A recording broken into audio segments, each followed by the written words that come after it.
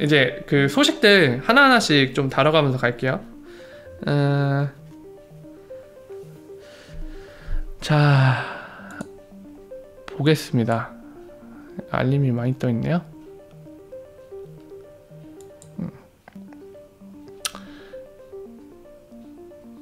저희 집 인터넷 진짜 느린가 봐요. 혹시 이거 버퍼링 생기거나 그러진 않나요? 버퍼링 생길까봐 좀 염려가 되는데, 자, 일단은 보겠습니다. 오늘 제가 가장 좀 보면서, 오늘 소식 보면서 좀 약간 눈에 확 들어왔던 게 한 2가지 정도가 있는데요. 하나하나씩 좀 다뤄볼게요. 차근차근.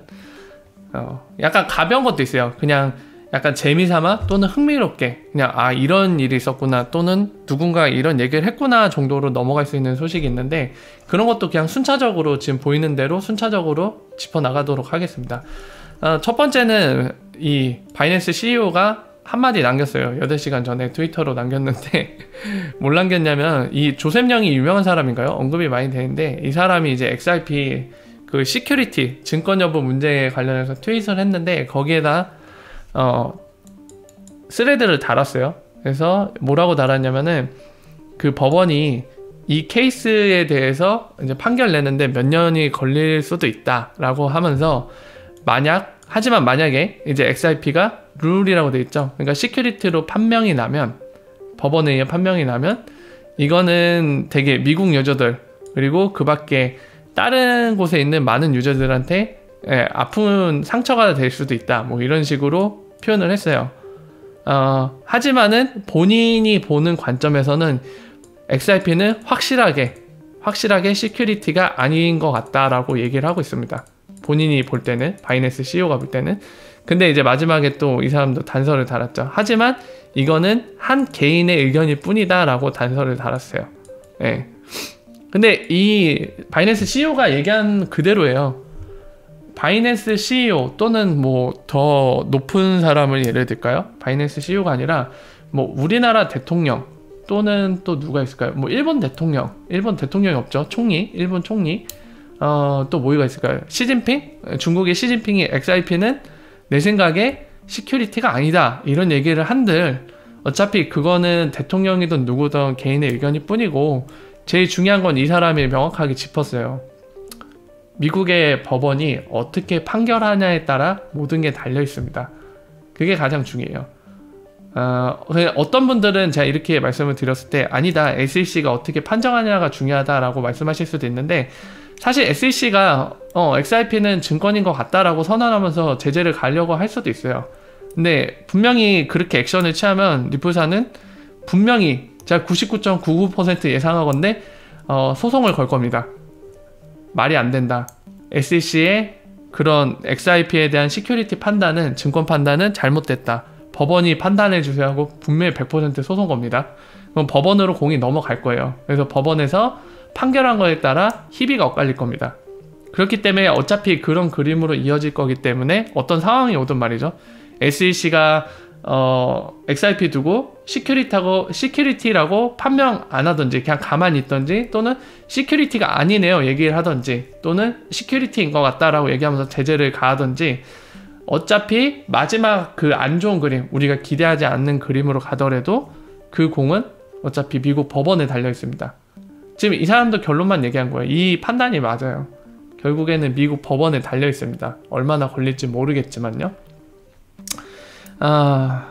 이 증권 문제가 항상 언급이 되는데, 나중에 기회가 되면은 좀 총정리해서 한번 얘기를 나눠보는 것도 좋을 것 같아요.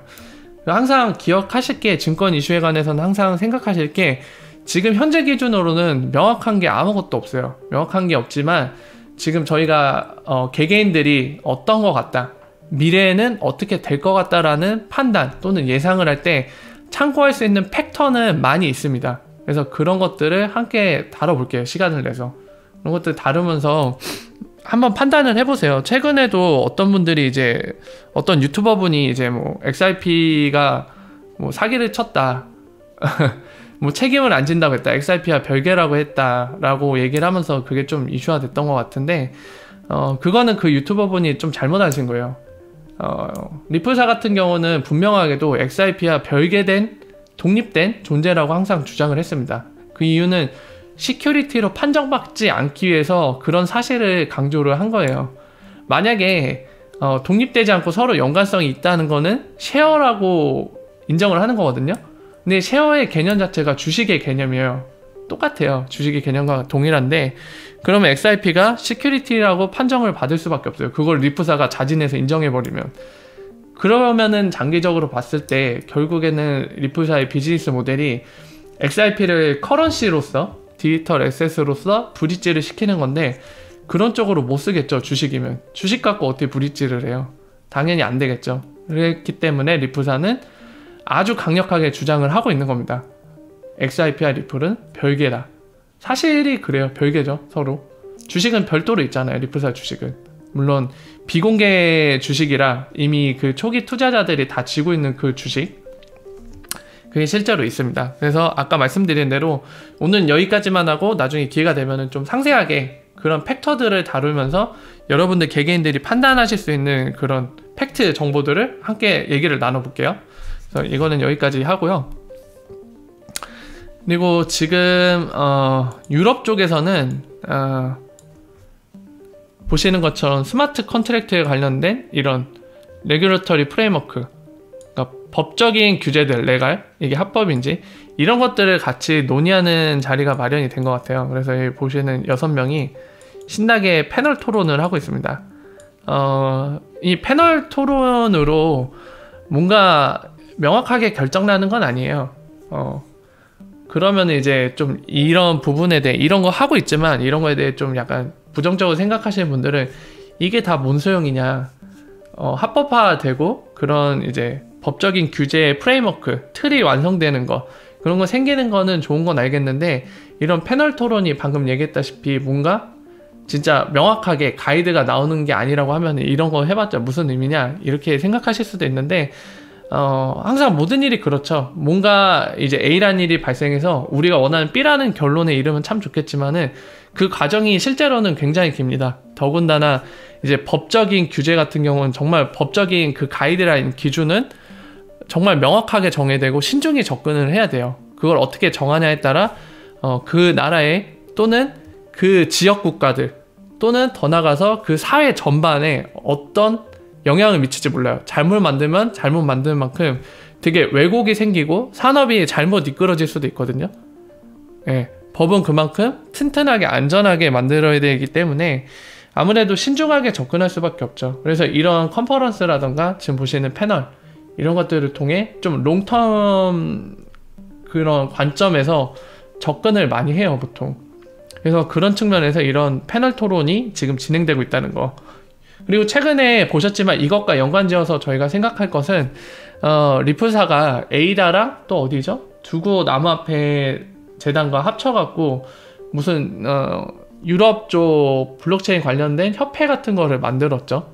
예, 좀 더 로비를 잘하기 위해서 유럽 쪽에 어필을 잘하기 위해서 연합을 했는데 그런 활동들도 이런 것과 연관이 되죠. 이런 것들이 차곡차곡 쌓여서 유럽 쪽에 좀 더 블록체인에 대한 그런 합법의 움직임, 그런 것들이 가속화될 수 있도록, 엑셀레이팅 될 수 있도록 할 수 있는 많은 요소들 중에 하나일 것 같아요. 그래서 그런 측면에서 생각을 하시면 될 것 같습니다. 그 다음은 SBI VC 소식인데요. 얘네가 진짜 간만에 올렸죠, 소식을. 본인들 소식을 정말 안 올리는데 예, 간만에 소식을 올렸습니다. 이거 일본어로 돼 있는데 저도 일본어 몰라요. 그래서 이렇게 클릭하죠, 번역. 또는 여기 링크 안 달았네, 얘네. 자, 보시면은 12월 14일 이틀 남았습니다. 이더리움 취급이 시작된다는 건 상당히 된다는 얘기죠. 별로 기대는 하지 않아요. 이더리움 관심 없으니까. 여러분 대부분이 다 그러실 거예요. 근데 뭘 말씀드리고 싶냐면 때가 된 것 같아요. 그 SBI VC, 그러니까 SBI 그룹이 그 IR 프리젠테이션, 그 투자자들에게 이제 본인들의 재무 상태라던가 본인들의 성과 이런 것들을 주기적으로 프리젠테이션 할 때 그 PPT 자료에 그게 나와 있었어요. SBI VC가 12월 중으로 뭘 지원한다고 했죠? 바로 암호화폐 입출금 지원을 한다고 했습니다. 네, 이거를 12월 중으로 지원한다고 얘기를 했었어요. 그리고 이더리움도 상장한다는 예견이 돼 있었죠. 근데 날짜가 픽스가 됐어요. 공지를 함으로써. 그래서 제가 생각하건데 느낌이 이 시기가 온 것 같아요. 입출금을 지원할 시기. 그러면은 이 암호화폐 입출금 지원이 무슨 상관이냐? 예, 이거는 상관이 있죠. 왜냐면은 엑스라피드 때문에. 여러분들도 이제 잘 아시기 때문에 이렇게 딱 엑스라피드라고 말씀드려도 바로 알고 계시죠? 바로 엑스라피드를 쓰려면 암호화폐 거래소 간에 XRP 이동이 가능해야 됩니다. 그 얘기는 입출금을 지원해야 된다는 얘기죠. 예, 그렇기 때문에 입출금을 지원하지 않다가 이제 SBI VC가 암호화폐 입출금, XRP도 포함이겠죠. 그 입출금을 지원하는 거는 좋은 소식은 맞습니다. 엑스라피드를 기술적으로 쓸 수 있는 준비 상태가 됐다는 얘기죠. 예, 그런 측면에서 아마 이때쯤에 이제 뭐 14일이나 또는 며칠 이내에 아마 제공을 하겠죠, 입출금을. 예, 그런 측면에서 좋은 소식이라고 볼 수 있겠죠. 일본이 지금 진행 상태가 되게 저희가 기대하는 것만큼 빠르지 않아요. 오히려 느리다고 표현해야 될 것 같은데 올해 안에는 아마 엑스라피드 소식이 없을 가능성이 높을 것 같아요. 9월 중에 그 데이비드 슈왈츠 우리 스낵맨이 공개한 그 엑스라피드 초기 구간에 일본이 빠져 있습니다. 브라질, 유럽, 미국, 필리핀, 멕시코 이렇게 5개예요. 아마 빠질 가능성이 굉장히 큰데 물론 이제 데이비드 슈왈츠가 얘기했다고 다 정답은 아니겠죠. 정답은 아니지만 그래도 적어도 저희보다 또는 외부의 기자들 이런 사람들보다도 더 리플사에 가까이 그 내부자로서 가까이 있는 사람이고 더군다나 데이비드 슈왈츠는 CTO입니다. 굉장히 높은 자리에 있는 사람이에요. 본인 엔지니어 쪽에서는 그 사람이 뭐라고 해야 될까요?